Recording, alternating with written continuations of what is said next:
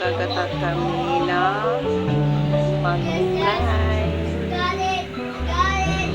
At ito po ang sahog ko.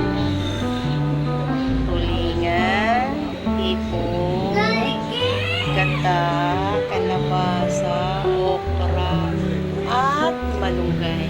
Ayan po guys. Magagata po ako. Malunggay. Ayan po malunggay.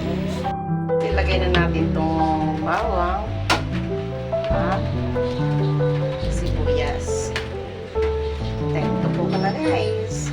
Ayan guys, mekos-mekos muna natin. Gumulo na. Ilagay natin itong tulingan. Kasi ito po guys ang matagal matuto.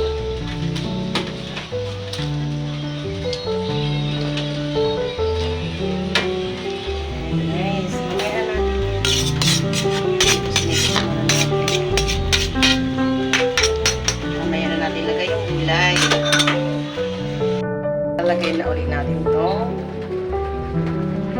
kalabasa.